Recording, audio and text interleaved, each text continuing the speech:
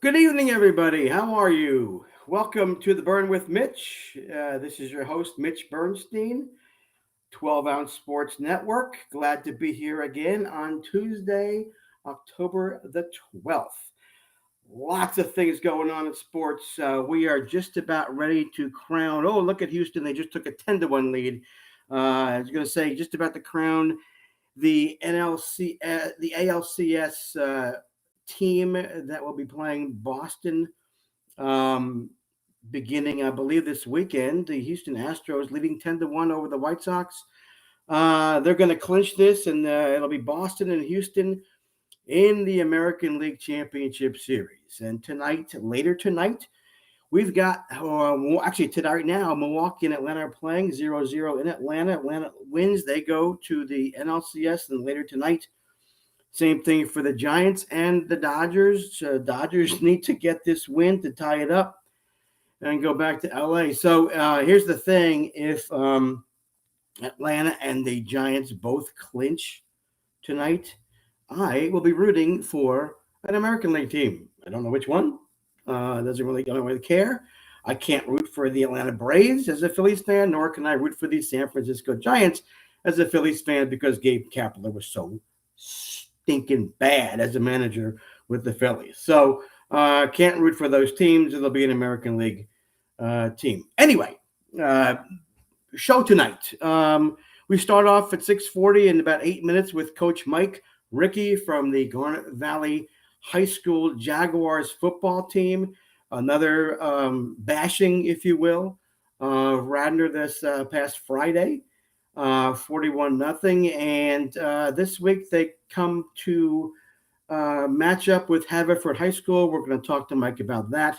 I don't know, Garnet Valley folks, did you watch the YouTube play of the game? And did you see Coach actually smile on the sidelines? I'm going to ask him about that. You never see Coach Mike Rickey smile on the sidelines during a game. He did. I don't think he was too worried about the outcome. So Coach is coming on at 6:40. Following Coach Mike Rickey, we have a gentleman. If you're a New York Mets fan, really a baseball fan, maybe just National League, he did a produced and directed a 30 for 30 ESPN about the 1986 New York Mets. It was called the Once Upon a Time in Queens, the Wild Ride of the 1986 Mets. So he's coming on at 7:05 to talk a little bit about how he got started with it, why he got started, and any surprises. What was it? How interesting was it interviewing all those players? You saw a lot of Strawberry on there. You saw a lot of Dykstra. What was it like to talk to these guys? I don't know if he actually did it. We'll find out if he did the interviews, but kind of some backstory and maybe some behind the scenes stuff about the documentary, which I watched.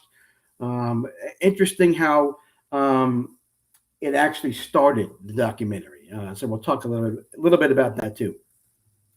And the end of the show at 7:30, Brendan Deeg, our old friend who is an Eagles fan, will be talking about the Eagles win this past Sunday. I was in attendance with my wife. Man, that tale of two halves. Let me tell you, if you watched it, you know what I'm talking about. I'm going to talk to Brendan a little bit about the play calling again from Coach Sirianni. How really, if it wasn't for the defense, they wouldn't have won that game by far. And what he sees in Jalen Hurts. Darius Slay had 2 picks this past weekend. They had a third. So they played a good defensive game, blocked a punt, but they also had a safety. And they also threw the ball twice as many times as they ran, I believe, around that. So again, to me, the first half was a disaster. Second half was much better thanks to Jalen Hurts, the offensive line. We'll talk to Brendan about this and get his thoughts. Um, so that's our show for tonight. Um, we're going to also talk to Brendan about Thursday's game. Um, Tom Brady hurt his thumb. I wonder how much he cried about that.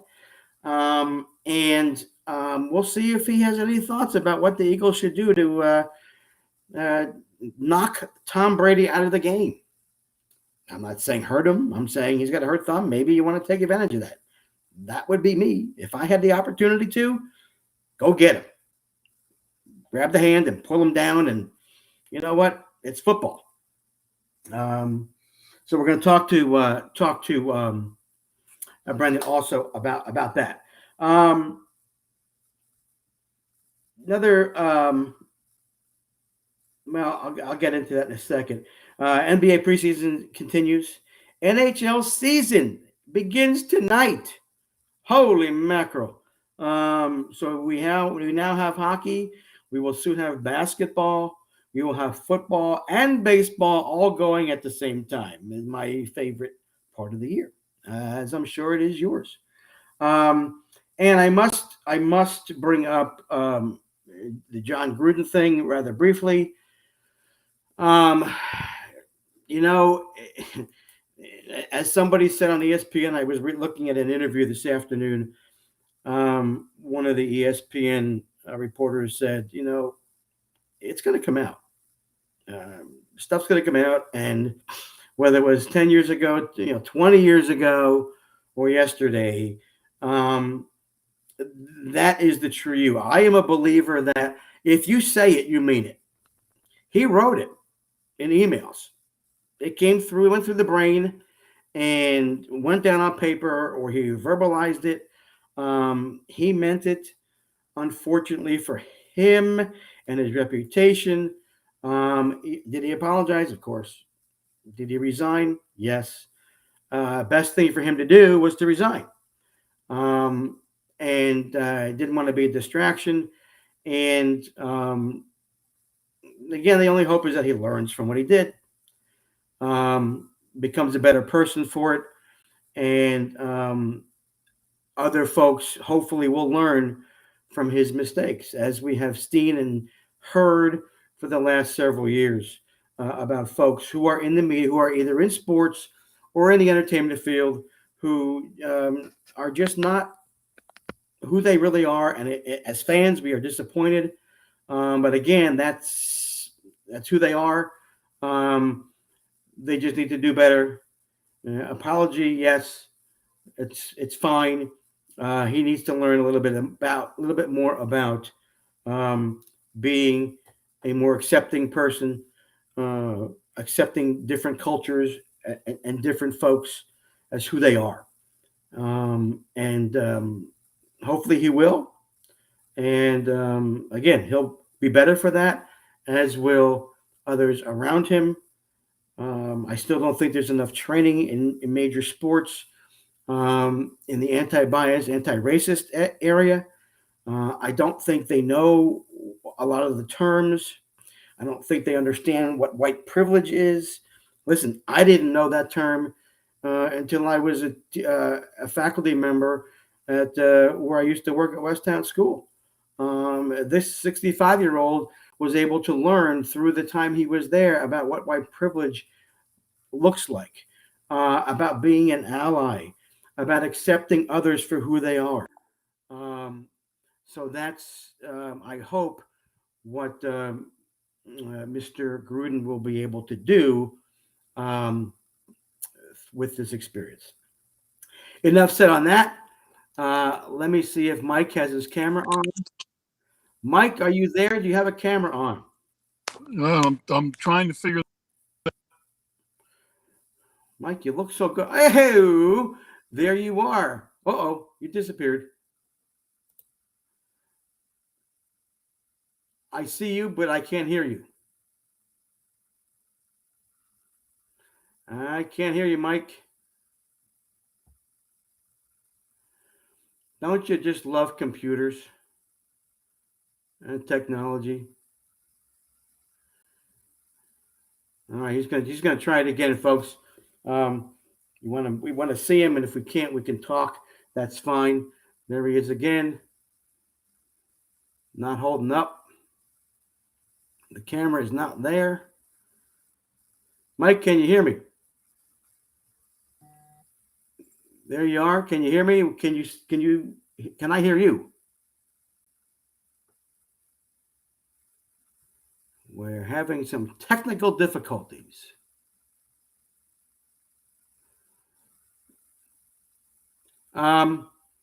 Let's see. All right, you can hear me. Okay, Mike, nod your head if you can hear me.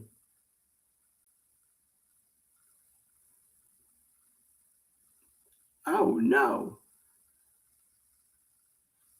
Let me see. Maybe Mike can call me and then we can talk on the phone here.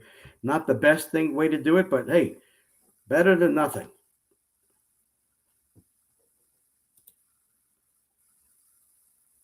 I still can't hear you. Why don't you want to call me and we'll get you through the microphone there?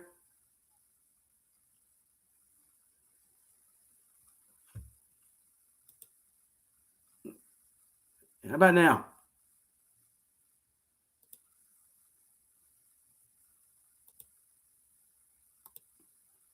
Nope. Having technical difficulties with Coach Ricky. Maybe we can give him a call and we'll see what we can do about calling Mike and even getting him through the phone. I think as long as you can hear me, then you'll be able to hear Mike, I'm hoping. Here we go. Okay, let's see. Hey, Mike. Hey, Mitch, sorry about that. That's all right. I'm wondering if people can hear us through here. I'm talking through my computer and I'm putting you through the computer. Hopefully, we'll be able to hear you. So, Mike, I know why you weren't there last week.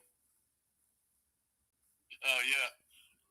Congratulations. That's an awesome proclamation they had for you. Yeah, that was really nice. Thank you very much. Yeah. Nice touch having the kids on there. They had a great time. I was going to ask you, did they have fun? Oh, yeah, they really enjoyed that. That's great. That's great. I had fun too. Talking to them. Shane is Shane the football team funny guy? He is very funny. We have a lot of funny guys. Shane is definitely one of them. He kept laughing the whole time when we were on there, telling stories or I was asking about things that went on in the huddle that you wouldn't necessarily hear. He had a couple of laughs. He was laughing a lot, which was great. So that was kind of fun. And Mike, I have to tell you, for the first time in watching you on the sidelines, I saw you smile during a game. I have to tell the cameraman to stay off me when I do that. I was like, wait a minute. We know as a coach, every game, every play, you got to be into. You don't take anything for granted. But it was like, Mike let his other side come through. He can smile during a game. How about that? Miracles never cease. That's exactly right. Another basically again for us watching, easy game, never easy for you on the sidelines. So when you're up by a certain amount of points at the half like that, I don't think the kids feel the pressure as much as they did the previous week. I know you tell them to continue to play, but what else goes on? Do you talk to the second and third string saying, hey, guys, you're coming up. You're definitely coming in? Exactly. So when we're up by 35 at halftime, we generally start the second team guys for the whole second half. So typically what will happen, so we were up 35 and we were getting the ball. So we had the second team offense came out on the ball, and if something happened, if there was a fumbled snap or some bizarre play, we might put the first defense in there just for a series, just to take some time off the clock. But that didn't happen. The offense moved the ball down the field. The defense So we had the second offense in, second defense, and we were able to get most of the kids in during the second half. So at halftime, that's exactly right. We sit down with those groups and make sure everybody is up to snuff, knows what they're doing. The guys who are in talk about what they saw, so compare it to what we did in practice, and we go from there. Yeah, and I'm going to go back to last week with the kids that came on. Knowing what you had said to me when we talked on Sunday, when you let me know that the kids were going to come on, I said to you, what did you say to them at halftime? And you said nothing. And you were your comment really was loud, nothing. I was like, oh, okay. So I said to the kids, I said, so guys, what happened at halftime? What did Coach say? Did he say anything? He said, and they said exactly what you said. No, we got in there. I was testing them, Mike. I got in there, and they said that we got into the locker room. We were in our groups. We talked about what we needed to do, and we made it. We made an adjustment. I said, what kind of adjustments did you make? And CJ said we didn't make any adjustments in the secondary. We didn't make any adjustments with the linebackers. All we did was make an adjustment on the D line. I said, okay, what did you do? He said we changed a little bit of the gapping, basically. Is what he said. Yeah, and I said that's amazing that little change makes that much of a difference. Mike, tell us how that makes a difference. I didn't go into it with the kids, but how does that make a difference? Just one little change. What does that do? So what that did was, when the way we were lined up with our front in the first half allowed Ridley to protect the quarterback a little bit more easily. It allowed them to double team and create some blocks that way. And when we changed our gap responsibilities, instead of being able to double team our guys, they had to single block our guys, and we were able to get a lot more pressure on the quarterback in the second half doing that. Okay, so run me through that. I mean, could they have readjusted when they saw that? Is the question. Not really. The way it was in the first half, they had more guys than we did in certain situations, I guess is the easiest way to say it. And we just made it a little bit more difficult for them. We still didn't have more guys than they did, but we put it in a situation so it was harder for them to do what they wanted to do, I guess, in the first half. Okay. All right. That does make sense. Outstanding players of the week. Who would you say stood out for you on both sides of the ball? So on offense this week, we always pick players of the week, and our players of the week on offense were Austin Sorkanich at offensive tackle and Ryan Saunders. Now, Ryan Saunders has been quietly a touchdown machine. He had 3 more touchdowns this week. He's our touchdown maker. And Ryan's this really good athlete. He runs really good patterns. He's got great hands. He had a 48-yard receiving touchdown, and he's got a great nose for the goal line down inside the 20. And we've called his number several times down there for him to take it in the end zone. And Austin, after the Ridley game, Austin was so cramped up that we actually had to take him to the hospital. And wow. The trainers and the doctor, we're big on hydration. We talk about it all the time. We never want to be in a situation where we're cramping up. And Austin, when I came over to see him on the sideline, Coach, I swear I hydrate. And here he overhydrated. He drank so much water that he flushed his body of electrolytes. And so we needed to increase his sodium intake and magnesium, and he was much, much better from that standpoint this weekend. It showed the way he played. He really played a great game for us. Wow. I didn't realize that you can overhydrate. That's interesting. Yeah. I mean, it does make sense. But wow. So did the trainer recognize that right away? That kind of thing? Well, in talking with him, yeah, that was what they surmised. Yeah. And confirmed when he went into the hospital. He was in the hospital until about 3:30 in the morning last Friday, and we didn't get out of Ridley until 11 o'clock because of all that. Yeah. So Wow. anyway, he played really well. And then defensively, Nolan Brennan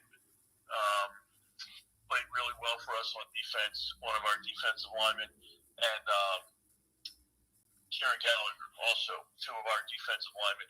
Radnor, I think, only ran 22 plays from scrimmage in the game. I think they had 15 rushing attempts for 8 yards, and they had 7 passing, or maybe they had 15.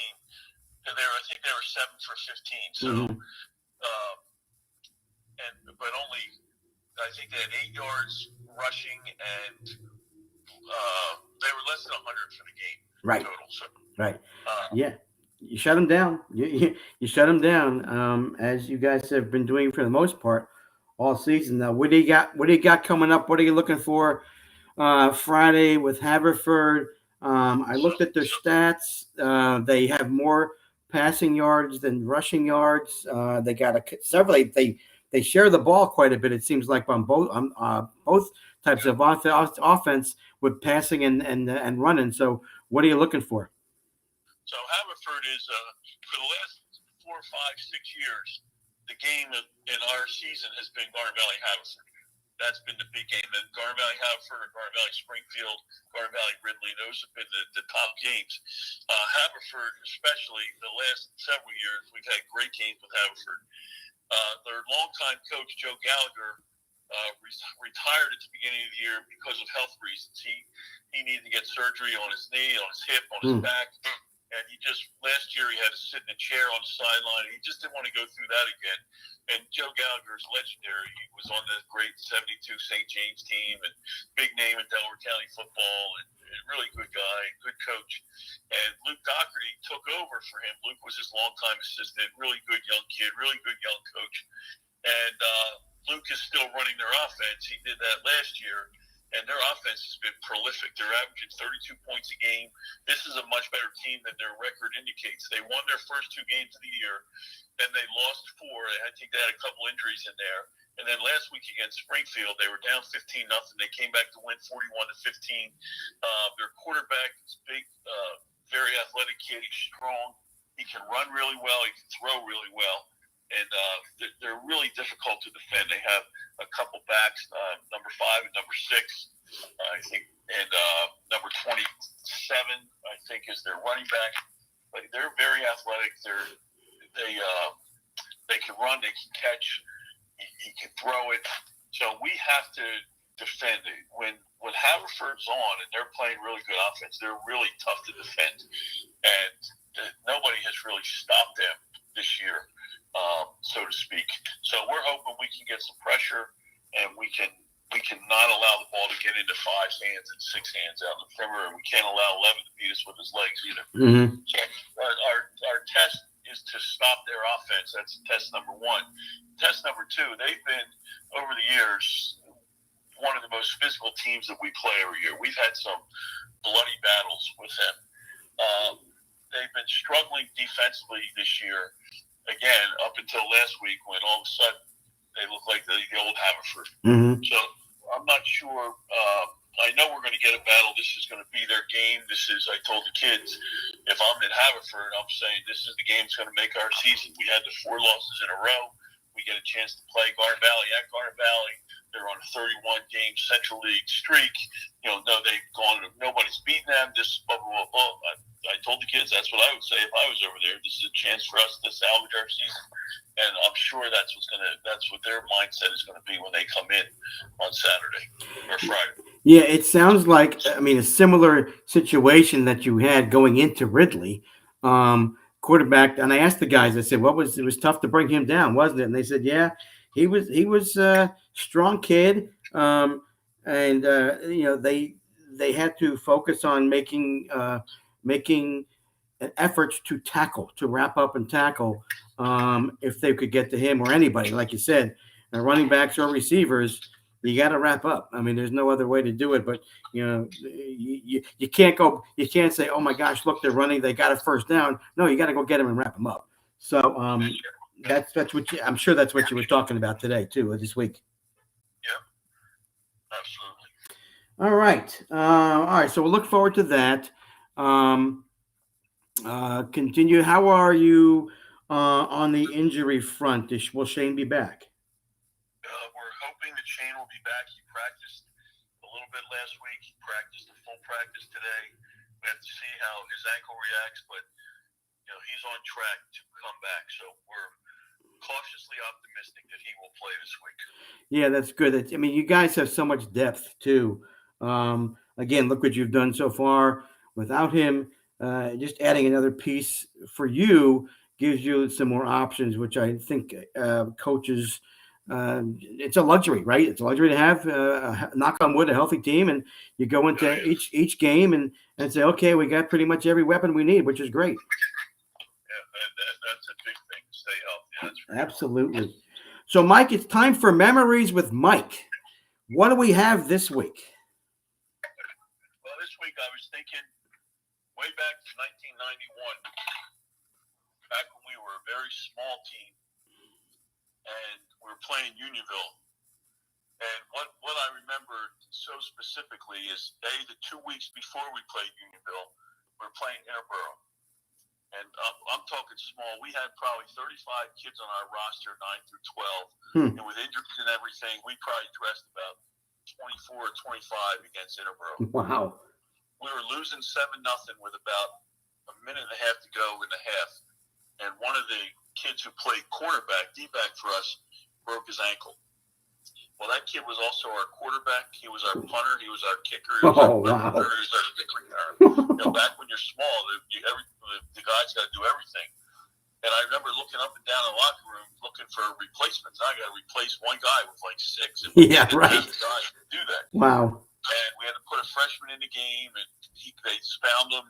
And the 7-0 game ended up being 49-0. We had a bye week the next week. And then so on the bye week, I took the seniors. We went out to watch Unionville play Interborough because we were going to play Unionville the next week, and we were hoping Interborough would smack them, but it didn't happen. Unionville beat them like 28-14. So the next week it was homecoming at Garden Valley.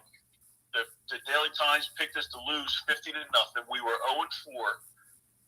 But I remember on practice on that Tuesday, John Flynn was our quarterback. Greg Adey was one of our captains. He was our center. Tom Britnall was our linebacker and running back. I remember going onto the practice field that Tuesday, and our defensive coordinator, Lee Sibley, offensive coordinator, Mike Milano, who's now the head coach of Downtown West, I said, I can sense that these guys are ready to take the next step. I could just tell by the focus of practice. We were not anywhere near as talented as Unionville. It wasn't even close. We didn't have we had maybe one guy on our team that would have played on Unionville's team. Maybe. Unionville came in, they walked around, they were really cocky, they were talking. And anyway, we won the game 25-12. Wow. And it was one of the most exhilarating. That's back before we had the full bleachers. People came down off the hill. They carried me off the field. They carried John Flynn off the field. They carried Paul Concordi off the. It was a super exciting, phenomenal atmosphere, and it was one of the greatest wins in my entire 38 years that I've been at Garden Valley. 35 as a head coach, because those kids on that team gave everything that they had in that situation. There's nobody in the whole country that gave them a chance not only to not win the game, but to even be in the game. And we won the game.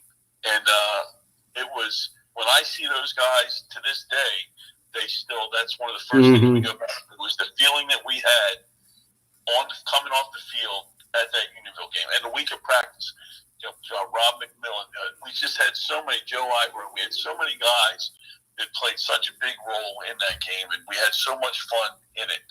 And, they went on a little run after that. It really established our confidence. It was a great game. It was a great atmosphere. Homecoming. It was a lot of fun. Yeah, in sports, it's a lot of that, especially with the most active sports. And I'm not talking baseball. I'm talking football. My wife and I were talking about this the other day. Momentum, right? Hockey, you're down, you score a goal. All of a sudden, if they peps up everybody else, they start skating harder, they start playing harder. Football's the same way, right? You get the momentum, and the other team obviously taking you lightly, and that's an advantage. But your kids had heart, which they continue to have done all, through my time watching them. And just like you said, believe in yourself. And that makes a whole heck of a lot of difference when you are playing a sport. And again, basketball the same way. Up and down the court, start hitting some threes, stopping people, playing defense, which is heart, right? Moving those feet. For you guys in football, technique with your feet, with the defense and offense, and the offense working as a unit. Nothing beats that. And you've continued to do that, which is awesome. So thank you for that memory. It's awesome. It's another great one. Thank you, Coach. We were able to do this without video, which is too bad because you're a handsome guy. And I will, again, I'm going to try and get to the homecoming game. I know you'll be busy, but I'm going to try and get there and say hi. I would love that. Okay. That's awesome. Yeah. Thank you for coming on, Mike. Again, the kids were great. I love that. I absolutely loved having them on. It was a blast for me. And I hope folks in Garnet Valley were watching and listening. It was fun, as it is always with you, Mike. Thanks, Mitch. I appreciate it. I'll talk to you next week. All right. Take care. Thanks. Good luck. Yep. All right. That was Coach Mike Rickey. Garnet Valley Jaguars going for win number, I think it's number 7 now. Coming up, he's not taking Haverford lightly, as he shouldn't, and he never does. Any team, and it sounds like it could be a good game. I didn't mention to him, and I didn't want to, and I wrote this in my Facebook posts, that Garnet Valley is ranked 8th in the state of Pennsylvania and number 1 in the district. I think he would have killed me if I said that. So I didn't mention it, but I'm mentioning it to you folks because we're fans. We want to know where we rank. Wow, we're really good. Well, he doesn't want to do that. So I didn't mention it, but we know it as fans. Speaking of ranking, even though his team didn't win too much this year, he put out a phenomenal documentary. I'm honored to have this guy with us. Nick Davis is joining us. Nick, how are you? Mitch. I'm good, Mitch. How you doing? I'm doing great. I so thank you for coming on. Really, really, really appreciate you taking the time. I'm delighted to be here. I think you said you had some stories about '86 yourself. I do. We'll get into that in a little bit. All right, good. But Nick, I watched it, and I wanted to ask you first, before we get into it, what was the reason for doing it? What was your goal in doing this? This was my team. This was my favorite team of all time. I came of age as a fan in the 70s, and I like to pretend that I remember 69 to myself, but I was 4 and I really have no memory of it. And so I was just a, essentially long-suffering Met fan, and the crisis, of course, of June 15th, 1977, the Seaver trade, and then watching that team come from that point to where it got to, by the beginning of '86, when all of a sudden they clearly had the best team. They knew they were going to win. They told the world they were going to win, and then they won. It was just kind of amazing. And so I have basically wanted to relive that experience in whatever way I could. Obviously, as a fan, you think, well, this will happen again, and it hasn't.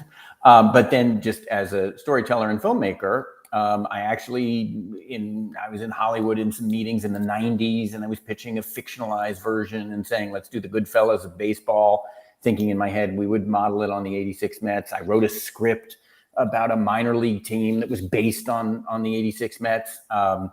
And then in 2010 or so, I read something in the trades about the '86 Mets being done as a long form documentary. And I was so angry because I thought, what happened? Why did I not get myself to a position and pitch that thing? And so then about 5 years later, my last film was a film about Ted Williams for American Masters, PBS. and I was partnered with Major League Baseball on that. And I said to them, what happened to that thing I read about in the trades? And they said, oh, it didn't happen. It fell apart, blah, blah, blah. And I said, well, why? Why can't we do this? This is the era of the long form documentary. The OJ film is so brilliant. And that's what I was envisioning as a big epic story. And they said, well, let's get through Ted Williams and then we'll talk about it. So, from that moment on, about 2015, 2016, I wanted to make it happen. And then in 2018 got serious and put the whole, I didn't do it myself, but we put the whole package together and here we are. Yeah. It was interesting. So with the opening segments, very interesting how you did that in terms of basically setting it up. So I was reading a preface, if you will, as I'm watching it. That's the preface. You were setting the tone, weren't you? Yeah, do you mean the entire first hour is getting to 86? It's like the first act of a Hollywood movie is like, okay, here's getting there, and that I always talk about it and thought about it, and my wife had come up with it when I was telling her about how I conceived the series, and she was like, oh, it's a heist movie, where you're bringing together, the cat burglar and the getaway driver and the safecracker and, the mastermind, and all of these characters are coming together in that first hour so that by the time you hit the second hour, you're ready to just dominate. And so that was the concept. And that's what happened. And that's what it felt like at the time. And then the other thing was the city itself, growing up here in the 70s, it was, the city was in the toilet and the team was in the toilet. And by the mid 80s, the city had gotten its swagger back, and no team ever had more swagger than the 1986 Mets. So it was a perfect sort of fusion of the city and the team. And that's what the film became. Yeah. And that's what I saw. Because I was a little confused initially going, what's going on here? What is happening? And then as you got into, like you just said, you got into that second hour, it's like, I see why he did that. Okay, it makes sense now. So well done. The editing was just amazing to me. Oh, well, thank you. I had 3 fantastic editors. And one of them is a Philly guy, Colin Cossack, who cut the second hour, is a Phillies fan. And then one of them, Josh Freed, who cut the first and fourth, is not even really a baseball fan. And then the guy who edited the third episode, Jack Mankiewicz, is a Dodger fan. So those guys, and then my producer, my right arm, the sort of co-producer, was Lincoln Farr, and he's a Baltimore Orioles fan. So people were keeping me honest and making sure that this wasn't just me being a Met fan. Yes, the Nick Davis fan show, right? Yeah, exactly. No, we didn't want that. We didn't want that. Right. So listen. Yes. Of course, I was a little, when you're watching TV in this day and age. I grew up. I was 14 with the '69 Mets, so I'm a little bit older than you are. So when Dykstra comes on and starts throwing the F-bombs around, I'm going, oh, yeah, okay, this is a documentary. It's okay, it's fine. It really, it's still kind of shocking. How much? So how much of the interviews did you do? All of the interviewing? Yeah. Okay. The thing is, it aired on ESPN, and it's actually rerunning on ESPN, and it's available on digital download, ESPN Plus. But on ESPN2, they aired the censored version. So, for people who did not want to hear Lenny Dykstra's string of F-bombs, they could watch it on ESPN2. Yeah, part of what made them so much fun and so distinctive is they had so much personality and so much character. And they still do. Those people just happen to have a lot of charisma. Darryl Strawberry and Keith Hernandez, Lenny Dykstra, Mookie Wilson, and Gary Carter, the late Gary Carter, and obviously Dwight Gooden was such a superstar. So they were all really interesting people, and that makes for a good documentary, whether it's about sports or anything else. And, all kidding aside, I wanted this to appeal not just to Met fans, obviously, but to non-baseball fans. My wife and daughters, they don't like baseball very much, and I wanted them to be able to enjoy it as much as, baseball fans could. Yeah, and I was tempted to, and I didn't. And maybe I should have tweet out to the Boston Red Sox fans to listen to you. They may not have wanted to. Now they're in good mood because they're going to the ALCS against the Astros, so that was all set. But Yeah. so the story, my story. Oh, this was great. My sister getting married. Okay, that week. My wife and I went on a cruise. We were in Houston at that time. In 1985, we moved to Houston. Um, we had some extra money to spend. So in 86, we bought partial season tickets. In 86, the All-Star game was in the Astrodome.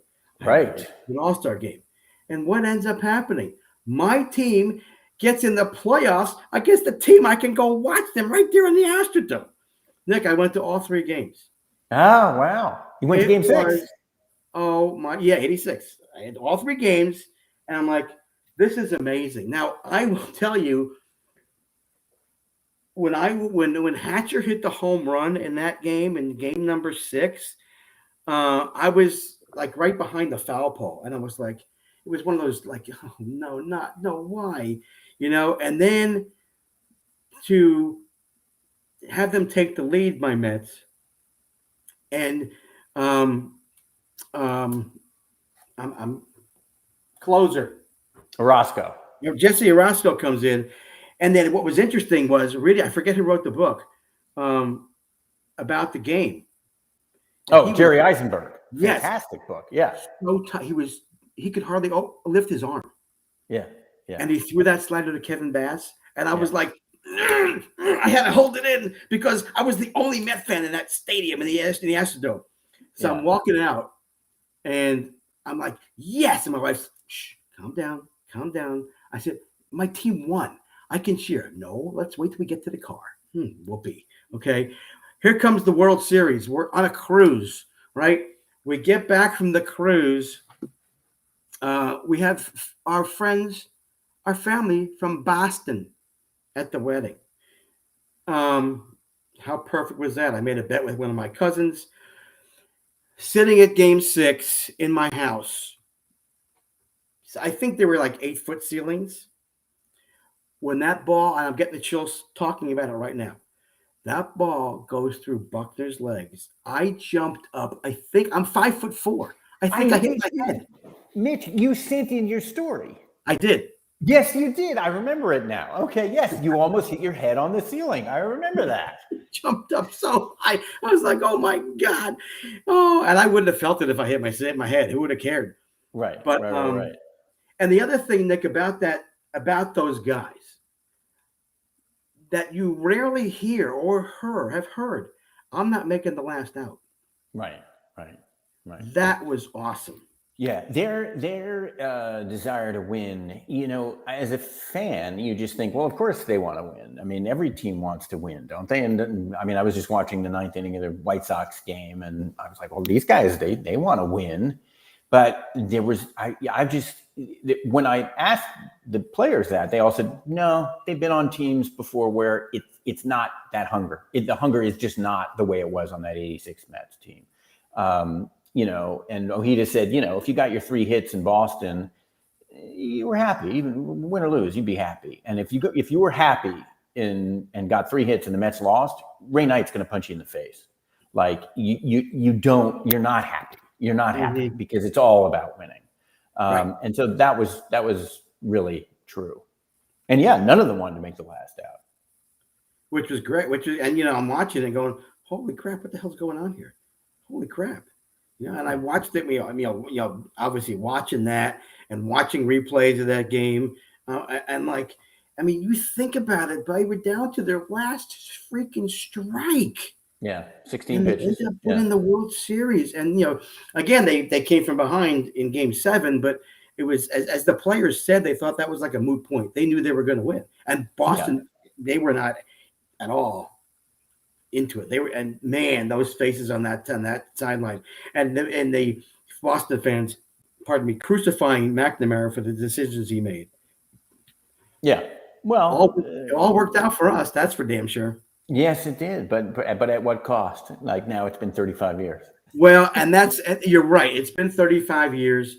Ownership has been an issue. I understand in the past with the Wilpons and things, and you know what, Nick, the injuries bug every year for the past several. I mean, when you go back and even look at David Wright, I mean, this guy was the consummate player, baseball player.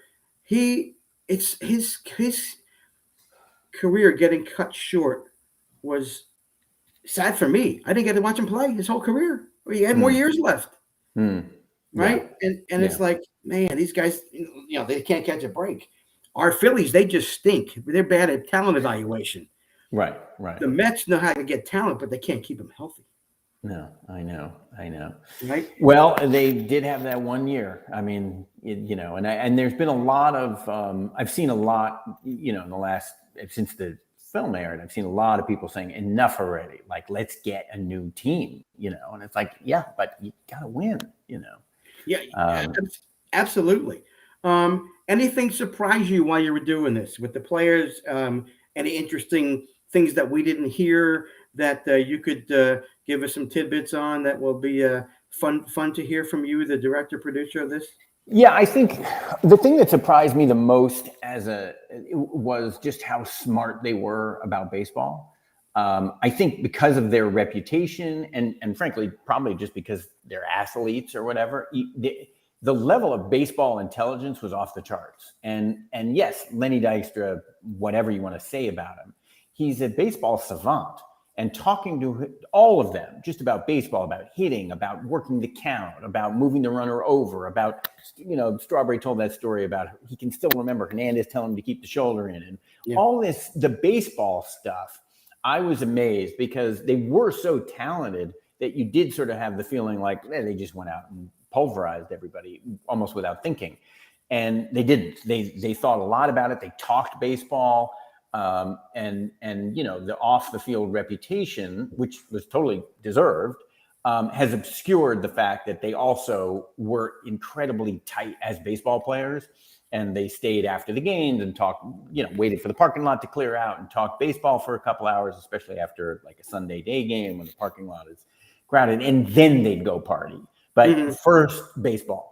And I think that was what surprised me most of all. And then, I mean, also just how open they all were with me and our cameras about, personal stuff and, their relationships with their dads. And obviously Daryl and Dwight have had so many problems that they were, they're not ashamed to talk about it in the hopes that others will not make the same mistakes they made.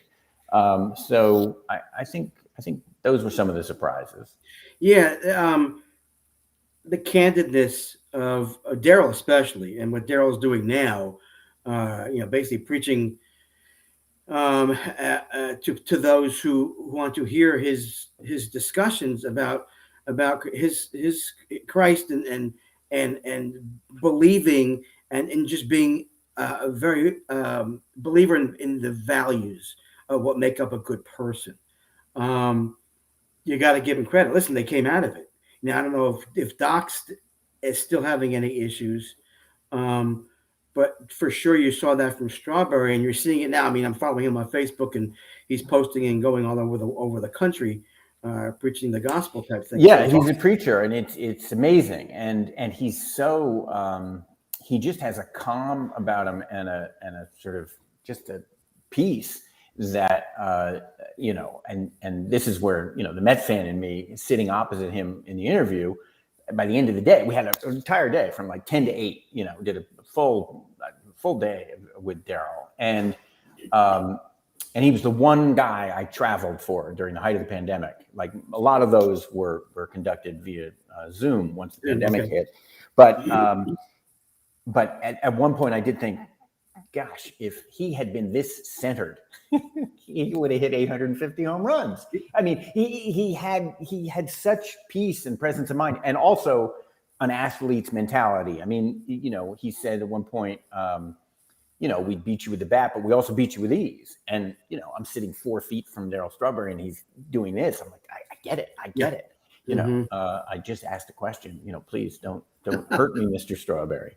Yeah. So that was definitely a highlight too. Just interesting, and they, like you said, and reading about them, that the Houston issue when they got in trouble and got arrested in Houston, they were in essence they compartmentalized the baseball aspect from their social lives, and yet they were still able to perform, which is what, like I said, people loved about that team. And then again, New York, also as you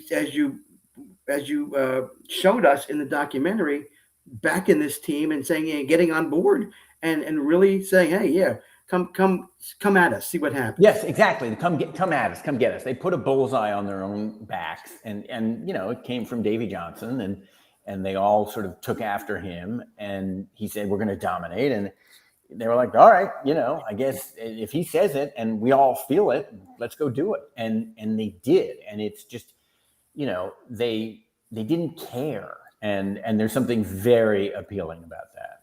Well, again, I think that's the true athlete mentality, and it's trained. You don't care about anything else but yourself and what you're doing. And if you want to be a tough guy, I'm going to be, and they're confident. And like you said, brash, maybe overconfident, but they backed it up, and that's what everybody was amazed at. Yeah. I think this sort of, the quiet confidence that a lot of teams have, it's a safer place to be than the sort of swagger, we're going to beat you. But boy, it's fun when a team comes along, and even if you hate them, I mean, that's what Howard Bryant said in the film. Like, even if you hated them, there's a part of you that misses them when they're gone, because it's just like, wow, you're saying that? I feel like, the Astros, to their credit, they're not behaving that way, but they have that. They have a little, the current Astros have a little of that spirit. Yeah. And, I'll just piggyback on that by saying, they took a beating, no pun intended. But look at what they've done this year with a full season. Yeah. People are saying some things. The White Sox said insinuated a few things. Well, that's the problem. I mean, if you get caught cheating, and you're never gonna be free from that kind of innuendo. But right. But it's impressive. Oh, it is. And they were in Chicago. They're in Chicago and they won, right? So, not that they couldn't cheat in a visiting ballpark. Right. But they have said to people, and good for Dusty Baker. I mean, I'm really hoping that he wins, because I think he's the consummate old school manager, as was La Russa, right? Mm-hmm. And that's where I come from. And he, I think, has motivated these players enough, and they lost several, right? Free agency, George Springer, whatever. And look what they've done. And, I don't know what's going to happen. And how about, let's go to talk about baseball now. How about those Red Sox? Who would have thought? Those damn San Francisco Giants. Oh, golly, with Gabe Kapler. We hated him. Nick, we don't like him. No, I know. It's crazy. It's crazy. I mean, how much does a manager really matter? Because it did seem like he's obviously a bad manager. I mean, that was the sense I got when he was in Philadelphia. Like, all right, well, this guy's no good. And now he's out there and he's winning 107 games. It's crazy. But, don't count the Dodgers out. I'm not. I mean, I picked the Dodgers and the Astros to get to the series. I had Kevin Goldstein on a couple of weeks ago, and he said to me, listen, was Gabe bad? He admitted it. Gabe was bad in Philadelphia. We all knew it. But as a smart man, he's not stupid. He's a smart man. He obviously learned something about what to do with these players, right? Mm-hmm. Yeah. Was it a Charlie Manuel 2008, I can sit in my butt and watch these guys play and win type of managing? I don't know. We don't know. 107 games wasn't expected. So how the hell did they do it? You got to think the manager had some kind of input, which really, again, pisses us off so much. Yeah. Philadelphia. So who do you think? So right now, Milwaukee had a 4-0 lead, I think, and now it's 4-2. And again, I can't root for the Braves because they're in our division and I don't like them. Though you gotta hand it to Freddie Freeman. I mean, the guy's a stud. Yeah, he's great.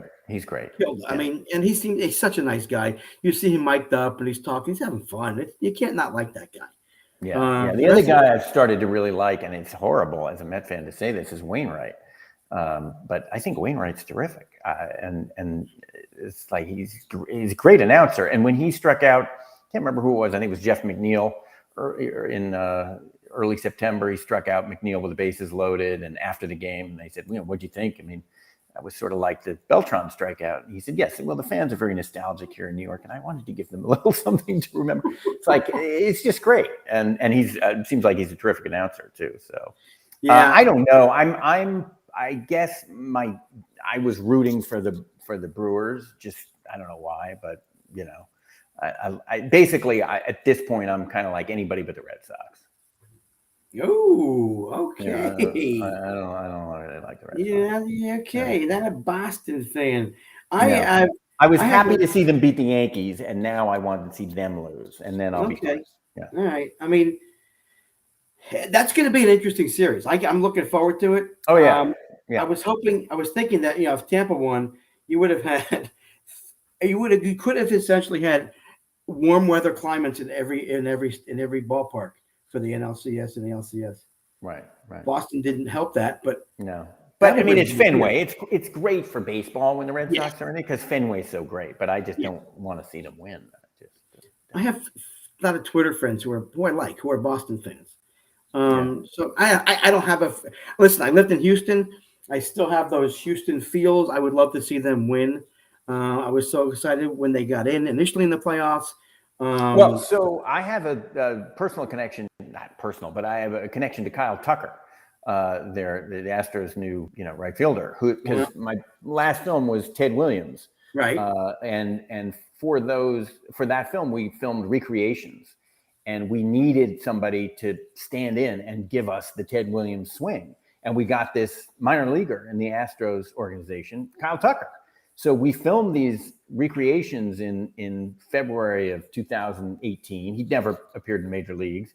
And we, you don't see him you never see his face. You see the back of his head and stuff. And it was great. So I've been like a big Kyle Tucker fan ever since. Very cool. Yeah. That you could find that, right? How did you find it? How did you know he had that? We talked to Major League Baseball and said, this is what we're looking for. We're going to do some very high end, super slow-mo stuff. We're getting a vintage uniform, and we filmed it in Tampa. And we actually filmed it at the batting cage location that Kyle Tucker happened to work out at anyway. He's from Tampa. It was so convenient for him. But we looked at Yelich and we looked at Tucker, and Yelich is great. I mean, obviously he's great and he has a great swing, but there was something about Tucker's swing that didn't quite have but everything else was perfect. And there were a lot of people who saw the film, and I was like, "What do you think of the recreations?" They were like, "What recreations?" I was like, "Good." That's that's the best compliment, isn't it? That's awesome. Yeah. Great. Yeah. That's terrific. I'm trying to think. All right, so we went through all my questions. What's next on your agenda, Nick? Anything baseball wise coming up or what? Well, I'm hawking this book. Yes. There's the companion book that we didn't have time. We only had 4 hours. I know that seems like a lot, but there's a lot of stuff that we left on the cutting room floor, and a lot of it made into this book, which is essentially an oral history of the '86 Mets. So it's a lot of stories that we didn't have time for in the film, and so that is, that's that. And it's we put the book together, and then we just came out last week, and it's a very nice object. I mean, I had nothing to do with like the physical production, but it's great. I'm like very pleased with it. It's heavy. It's got beautiful pictures, and listen, if you were a fan of that team, just to look at that, right, you got to love it. Yeah. And the fact that it has, obviously it has great photography and again, the oral history and captions and whatever it's gotten there. Yeah, got to get the book if you're an '86 Mets fan. Well, I don't know if you can go to the library, but yes, you should. I'm very, very pleased with the book. And there's one story in there, and I'll tell it to you that I mean, we finished the film, whatever, 2 months ago. It was on 4 weeks ago. I still don't know where it could have gone. I never found a spot for this one great story, which is that Ray Knight told, where they're in St. Louis and it's hot, it's 100 degrees, and they're all on the bus, and they got it. The game's over. They want to get back to the hotel, and Gary Carter is out signing autographs, and Strawberry is furious, and so he opens the window and he says, "Camera, Carter, get your F in here," and yells at him. And Carter comes on the bus and he's furious, and he starts coming towards the back of the bus. And Strawberry gets up and he starts coming towards the front of the bus. And Ray Knight stands up and he stops them. He puts his hands out and he stops them and he says, "We're not going to fight each other." And I love that story. It's in the book. We never found a spot for it in the film. That would have been that's a phenomenal. That tells you about the leadership and the ability that we are one team. We're not gonna fight each other. And it also tells a lot about Ray Knight and how important he was, and how management didn't quite pick up on it. The chemistry was so important, and that's why I think. Well, I don't know. The Red Sox too. I think the Red Sox and the Astros, have chemistry in a way that I think whoever wins that series is going to win. Yeah, it's good. Listen, it's playoff baseball. You got to love that. Yeah, it's great. It's great. Well, thank you for having me, Mitch. This was so fun. Absolutely loved having you on. I don't know what your schedule is the next 2 weeks. I'm coming back up to Pennsylvania for my daughter's wedding in a week and a half. I have the week of October 25th free. I'd love to see if I can meet some people. I'll connect with you and see if we can do it. Sounds great. I should, since I'm here, I should pitch. I have also another book. I wrote a book, and it took me 19 years. I wrote a book about my grandfather and my great uncle. And I read about that. You have a very literary family, and this is where yes, I do. My grandfather was Herman Mankiewicz, who wrote Citizen Kane with Orson Welles. And his brother, my great uncle, Joe Mankiewicz, made, among other movies, All About Eve, Letter to Three Wives, Cleopatra. And so I wrote this book in 19 years, Competing with Idiots, Herman and Joe Mankiewicz, a dual portrait. And that came out it was the craziest coincidence of all time. It came out the exact same day that the Mets documentary aired on ESPN. Crazy. So, yeah. Awesome. Yeah, I read that I went on Wikipedia and read about you. It's like, wow, this is where you got all this from. You have great lines. Well, all right. There you go. Nick, again, thanks so much. I really appreciate you coming on. It's been awesome. Thank you, Mitch. This was really fun. And, we'll see what happens tonight. I'd like to see the Brewers win tonight. So would I. It's still 4-2, middle of the fifth. Okay, great. All right, Nick. Go watch. Take care. Thanks so much. Take care. You're Bye-bye. welcome. Thank you. Bye. All right, so that was a great discussion with Nick Davis. You can find Nick at Nick Davis Prods, NickDavisProds, which obviously stands for Productions. Very interesting gentleman, very talented, literary, filmmaking. The entire his lineage is all that. So, and it showed in the 30 for 30 with the Mets documentary, which was called Once Upon a Time in Queens, the Wild Ride of the 1986 New York Mets. All right, so we're going to be switching to football in just a minute. Brendan D is going to come on. We're going to talk some Eagles, NFL. Just to again let you know that the Astros won 10-1. It'll be a Boston Red Sox, Houston Astros American League Championship Series. So we're gonna look forward to that. Getting down to nitty gritty, Final Four, if you will, coming up when the National League Championship teams end up getting to where they need to go. Atlanta's leading the series 2-1. They're trailing in the game right now 4-2, and the Dodgers are trailing the Giants in their series 2-1. Dodgers need to win tonight to get my prediction of the World Series. Keep it intact. Got to keep that intact here. I want to feel like I know something about baseball. And, if the Dodgers could screw that up, because I couldn't root for the Giants. It's just that simple. So let me see if I can get a hold of Brendan and say, Brendan, let's go. We need you on here to talk to me. All right, Brendan, let's go. I want you to click on that link. We need you here. Let's go, Brendan. He said he can only give me 15 to 20 minutes. Well, that's all he's going to have because I got to go to the Captain Lou extravaganza after this. Captain Lou's got some great guest talks and some. I got to get on his. I got to find out where Captain Lou is again. Let's see if I can find Captain Lou.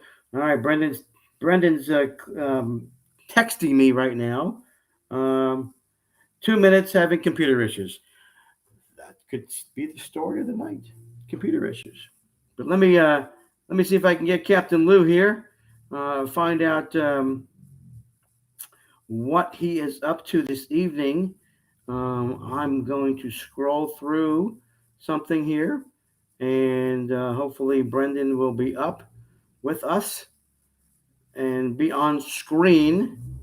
He's probably making an excuse because he doesn't want to be on screen. He said to me, just audio? I said, no, video too. So I think I may have scared him into having to show his face. But he was on with Phil, Beard Knowledge, on a show last week that I happened to be on with Phil, DSM Media. We were talking about the Eagles. So I don't think he's that shy. I'm continue to scroll through with to see if I can capture Captain Lou's video that he always posts that I should actually save on my iPad so that I can go to it, take a screenshot of it. That would be the smart thing to do. But did I do that today? No. So I'm scrolling through, but to let you know, Captain Lou is on after me. Zingo TV, Victor, right here, channel 761, 12 Sports Network.com/live. You can watch him and listen to his guests come on. Oh, here we go. I found it, Lou. So Adam Holst is coming on. He's talking about the NFL and the Major League Baseball playoffs. Boston Sports is coming on at Boston_SP0RTS20, talking Patriots and Red Sox, relevant topics.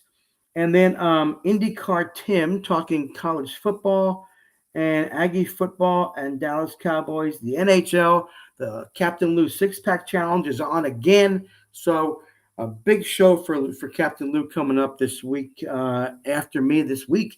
It's like in 22 minutes. So we're hoping to get Brendan on. Eagles, my takes. Offensive play calling, terrible. First half. Again, I was at the game. Oh, here he is. We got him. He's here. Ladies and gentlemen, the one, the only, Brendan Digg. Brendan. Hey, can you hear me? Brendan, I can hear you, buddy. It's good to see you. Good to see you too. How you doing?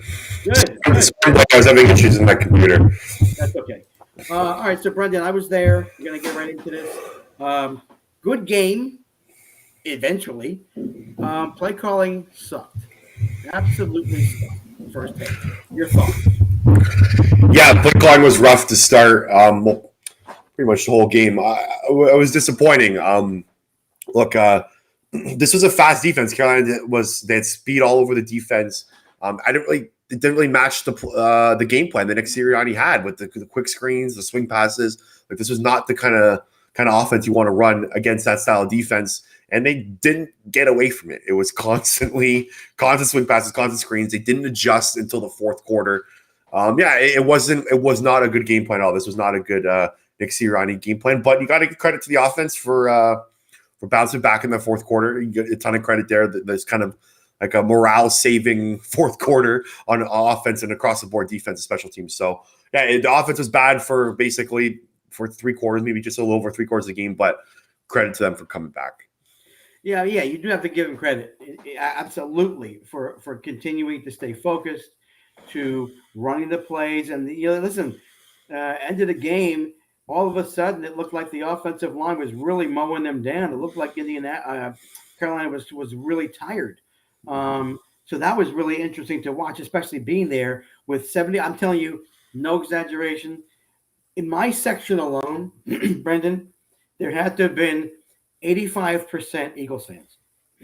That's no exaggeration. Yeah, they look like they travel well. The crowd, I did see some pictures and stuff. Look like they travel. They do all the time. Yeah, They're everywhere. Everywhere. Yeah, so here's real quickly. So we're driving. We leave Wilmington. On the road, my wife has a Eagles thing on the back of her car. Right. Mm-hmm. Guy rolls us down his window. Go Birds! Oh my God, are you kidding me? Okay, I said, yeah. I said, we're going to the game. He said, so are we. So we went to the game. We get to the hotel. Had a Birds thing on the back of her car, right? Go Birds! Eagles talk in the lobby. The next morning, we go to breakfast. We're wearing our Eagles shirts. Go Birds! Hardly no Panther shirts at all. It was crazy. Everywhere we went, breakfast. And then, oh my gosh, we parked the car and then walking. It was all Eagles. Yeah, I'm no surprise at all. The Eagles fans travel well. They're everywhere, man. It was amazing. Yep. So the defense, give me your thoughts. I mean, they won the game for this team. Punt, left-handed block punt. Holy crap. 3 picks. Yep. Darius Slay finally earning his money with the Eagles. Your thoughts on that? Yeah, no, Slay played well. He was probably the best player on the field that game. It was cool to see them finally kind of play him to his strengths. He followed DJ Moore around the majority of the game. He didn't always play man straight up with him and play man-to-man defense. Sometimes they just followed him and dropped back into his zone, but he was following him around. It was confusing him, confusing the Carolina defense. So it was good to see that. So they utilized him well. Yeah, he was the best player on the field. The second interception was so clutch. It was like they needed it at that time. Yeah, he stepped up. This is exactly what they paid him for. You're right. This is exactly what they're looking for. Do you have the stats on DJ? Did they held him down, didn't they? I mean, he held him down. Yeah, I don't know I can look it up right now. But I think it was held to us. It was the lowest mark of the season. Yeah, he's been balling. He's been probably the top 5 receiver in the league going into that game. So he was. This was the best performance or best quarter he's played. Yeah, so he was held to 7 catches for 42 or 7 targets, 5 catches, 42 yards.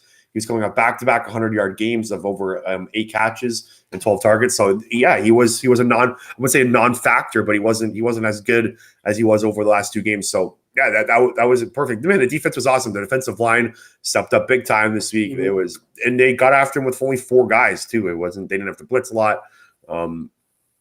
They don't really blitz a lot anyways, but Derek Barnett led the league in pressures. He had 2 quarterback hits, or led the team in pressure, had 2 quarterback hits. Javon Hargrave had a sack. Josh Sweat had a sack. Fletcher Cox got his first sack of the year. So it was an overall unreal performance by the defense, and it was what they needed. I'm sure they had some tough film sessions this week, right? Like the Chiefs offensive line, the Chiefs offense in general bullied that Eagles team week before. So I'm sure they had some tough conversations over the week, and they produced. They did. Were you more impressed with the coverage? Even though again, that Eagles zone. I mean, they every team's going to go through it in that up the middle on them. It looks like, or the off. To me, I'm hearing from you the offensive line was the key to this, pressuring Darnold. And is it more a fact of Darnold being not so good, or is that because again he was pressured and they forced him into making those mistakes? I think it was a little bit of both. I don't think Darnold played very well. The last interception was not a good decision, not a good throw at all. Stevie Nelson. The first one was especially bad too. Yeah, all the interceptions weren't great throws, but the defense confused them. I do think Carolina's offense kind of went stagnant. Like they kind of just started running. It got really boring in the fourth quarter. I don't really know what was going on there, but it was. I'd say maybe a little bit more Eagles. Obviously, got to give the defense credit, but I don't think Carolina played a good game either. But no, I was on Jonathan Gannon all week, mix up the scheme. The scheme was very boring against Kansas City. It was constant zones. They didn't do anything. They just sat back and took it from Patrick Mahomes and the Chiefs. So it was cool to see them this week mix it up. There was a bunch of not a bunch of linebacker blitzes, but a lot of confusion linebackers. They would do a fake blitz. A lot of defensive stunts. So it was definitely a more creative defensive game plan by Gannon this week, but Carolina did play very well. The stunts, yeah, it was fun because where we were in the corner, up, and when you say up, I don't know that we were as far up as we would have been in the link, because we really had a great view of the entire game, of the entire field, the entire game, even when on the far end zone. But I did notice, like you said, a lot of stunts, a lot of guys starting and then moving in, and it was like that's what put the pressure on Donald. It was really interesting and fun to watch. Yeah, no, the defense, it was definitely different. A lot of the like Jannard Avery made his biggest play as an Eagle. He had that big stop on third down to force a fourth down towards the end. That was definitely his biggest play. He played over 50% of the snaps, so getting contributions from him. That was Darius Slay's best game as an Eagle. So yeah, it was a good performance, and it was cool to see. Yeah, again, I think cutting more to what he got. Let's talk about Thursday. Obviously, not a lot of time to recover. They're playing somebody. I think what's his name? Tom something. What's his name? Tom Brady, guy who had 5 touchdown passes. Yeah. Oh yeah, him. So Tom Brady says he hurt his thumb. Yeah, he has a thumb injury. I don't think it's a big deal. I think he'll be fine. I said this before the show started. If I'm the Eagles, I go after that thumb in some way, shape, or form. Just you get on him. You got to get to him first of all, right? I mean, you watched you talked about the Super Bowl last year. Nobody put pressure on him. He did get he got sacked a couple of times last week. I saw, or the week before, but it didn't affect him. He threw 5 touchdown passes on Sunday. They got to get to him. How do they do that? Yeah, the Bucs offensive line hasn't been that good of a unit this year compared to last year. They have dipped a bit, so it's going to be about getting pressure on Brady until you beat him. We've seen it. Brandon Graham's sack changed the Super Bowl game, right? Get at Tom Brady, hit him. That's the formula to beat him. He's playing out of his mind right now, though. It's going to be tough. Like 5 touchdowns, 0 picks, over 400 passing yards last week. He just shredded Miami's defense. He's arguably the best version of himself at year 44. It's baffling. I still don't understand it, but that's going to be key. Getting after him, confusing him. I know he's seen it all, but can't sit back and play zone against him all day. He'll pick you apart. So it's going to have a similar game plan. And yeah, it's worrisome also too. Like if you look at the quarterbacks that have beat the Eagles, it's Dak Prescott and Patrick Mahomes, probably 2 of the top 7, top 8 quarterbacks in the league, no doubt. Tom Brady's in that category too. So they've got to beat up on weaker quarterbacks. So I'm really interested to see how this defense reacts again. Yeah, I'm going to be interested to see also what are they going to play. Again, they got to be motivated. The hard part is it's a short week, and I think that has a lot to do with it. It's going to be tough. I was just talking to our high school coach back in Pennsylvania, and he was talking again. High school you can't compare, but you can talk about heart and the ability to have heart and to really, really, really want to get your best effort every freaking play. I don't know how a game on Sunday and then a game Thursday affects that. Obviously, it's physical, it's not mental, but it's going to be tough for them to win. This is a game everyone saw on their schedule and knew this was going to be a hard game. Like nothing changes that. I predicted them on my podcast today. They're going to lose 31-20. I think that's fair. You don't want to look like you did against Dallas. Of course, you want to show a little bit more than that. But yeah, this is defending Super Bowl champions on a short week. Like it doesn't. It's a tough task. Like any team would be it's hard. And that's why I even said after week 5, after the game against the Chiefs, I said this Eagles game against the Panthers is going to be telling how this team's going to look. If they go to 1-4, then it could be ugly and be 1-5. The fact that they won shows the Eagles are going to be a scrappy team, a tough out, but it's going to be tough to beat the better teams in the league. Like the talent efficiency is telling. Like you just look at Bucs roster pound to pound the Eagles. Like doesn't take a rocket scientist. Right. And we talked about 2 weeks ago when you were on, 3 weeks ago, we talked and I gave you my predictions and that second half of the schedule is really favorable for them.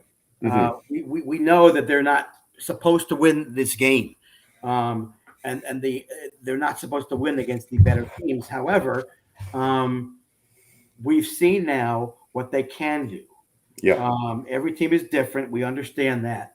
But if they can get, and we all know, like we said, we talked about, if you can get to Brady and scare him, put some pressure on, that's your chance, right? Who are their leading receivers that he's been going to? Well, we have Mike Evans and Antonio Brown both had 2 touchdowns last week. They have 3. You got Godwin, Evans, and Brown. They just rotate those 3 guys. Like those, all 3 of those guys would be the number 1 receiver on the Eagles. So that just put that in perspective. So like, it's kind of pick or poison with that team. They're gonna get their own. They're gonna get their points. You just got to figure out how to like kind of to hit the storm, like take it and not allow it to be points like 41 points against Dallas, 40 or whatever it was against the Chiefs. Like you can't just allow them to get 40.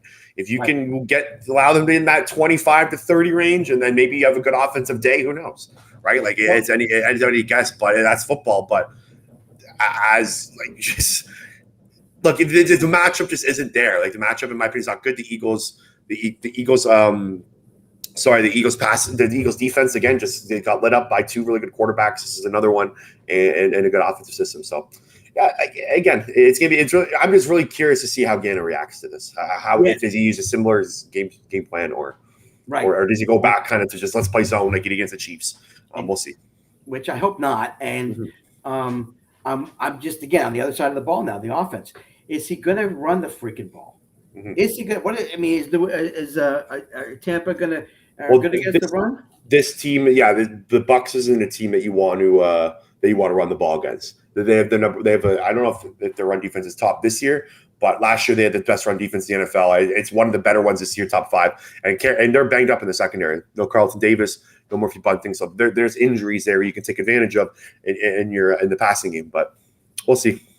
Yeah. So what we're saying is it's going to be more of the same. Pass, throwing but I didn't see any typical screen, meaning not wide receiver. I didn't see any come off the ball, let these guys come in and throw it to Saunders and let him follow his blockers. I didn't see it. It didn't happen on Sunday. Yeah. Why isn't he doing that? I guess as good as mine. I don't know. He's turning me into a run the football guy. Usually I'm not a run the football guy. I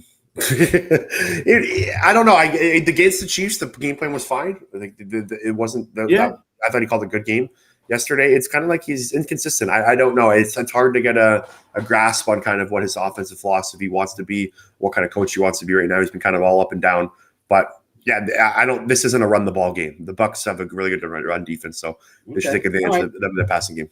All right, that's good to know because it'll be interesting to see, if in fact they do that. Watch him go to the run this time. I know. Oh my gosh, because the experts, including yourself, would just start shaking your head again and say, "What the hell is he doing?" Oh my gosh. All right, Brendan, I know you have to go. I so appreciate it. It's good to see you in person, by the way. I love this format. I really appreciate you coming on. We will catch you again. Let me tell people who you are, first of all. I'll give you your information, right? You are the co-host of the Double Doink podcast and Touchdown Town. What is Touchdown Town? So on Bets Media every day, every Sunday at 11 a.m., you can catch me and Gilles Gallant of FTN Bets. And FTN Media, we do a Anytime Touchdown show. So we give you our top 5 Anytime Touchdown picks for Sunday's games. If you're into gambling, so it's just a 30-minute show. I write Anytime Touchdown picks for National Football Post every week, so it's an awesome show. Me and Jill are both up. I am up currently 15.5 units. I'm not fully updated, but over 15 units won this year on just Anytime Touchdown bets. So if you're into gambling, you can follow along. I had a really hot week 4. I did cool down a little bit this week, so look forward to week 6. Okay, so you can find Brendan at BrendenDeeGNFP. That stands for National Football Post. Brendan, thank you, sir. Yeah, thanks. Have a good one. You too. All right, so there is our Eagles expert, Brendan Deeg, talking about the game coming up on Thursday. That's 2 days from today. So we'll see what happens with the Eagles. I don't know. Who knows? I mean, we just don't know. It's not going to be a game that is obviously they're not favored. But what's interesting about the Panther game, you look at the line, and it was 3 points. They were 3-point underdogs. So in essence, for the home field, they were an even game. Well, guess what? They ended up winning it. So we'll see. I think they have to, as we all know, got to get to Brady. Figure that out. I mean, just, got to get to him. And if you can, you got a hell of a shot to win.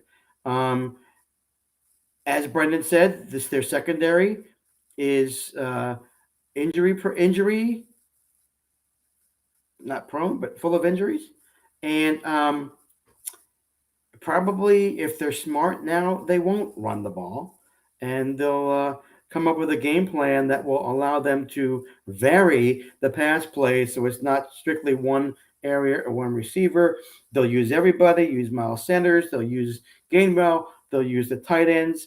I would love to see Quez Watkins do a post pattern deep and turn the guy around and let Jalen throw it to him.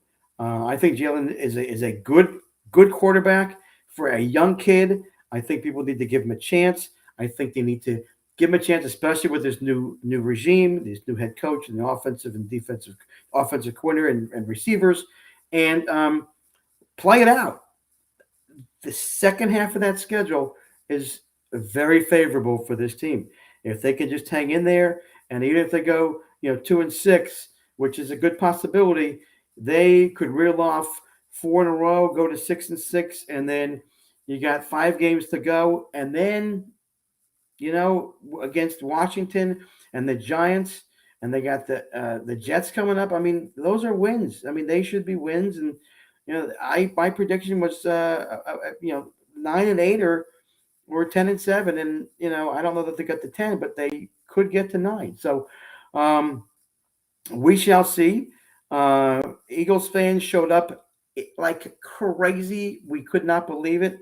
Wolf and I were just laughing so hard everywhere you looked. Eagles shirts. I mean, on the concourse at halftime, it had to be 8-2 ratio Eagles shirts to Panthers. So it was a home game. It was loud. It was fun. It was exciting, and they ended up winning the game. Go figure. I don't think it was me. Could have been my wife. It was the good luck charm. All right, so to finish up, let's see. Don't forget Lou's coming up in about 2 minutes on 12-Ounce Sports Zingo TV channel 761. He's talking some NFL and Major League Baseball playoffs, Boston sports, college football, Aggie football, Dallas Cowboys, and the NHL, which starts tonight. And let me get to the ESPN app and see what's going on in the Milwaukee-Atlanta game. You may know more than I do. Man, Atlanta tied it up. Crap. Come on, Brewers. Come on, get this to a game 5. Got to get this to a game 5. I don't want the Atlanta Braves to win. They win. Man, I got to have the Dodgers win. This is so annoying. All right. That's it for me. I will see you next week. I will be back in Pennsylvania, and we'll have a show from there. Hopefully my brother's internet is good because that's where I'm staying on Tuesday night. And then the following week, I'll be at my daughter's house who is getting married on the 23rd. And we'll be there watching the cats. And hopefully her internet is good too. So thank you for watching. Stay tuned for Captain Lou Extravaganza on 12-Ounce Sports Network. This has been Mitch Bernstein, your host of The Burn with Mitch. Thanks for coming. Thanks for tuning in. Talk to you later. Bye-bye.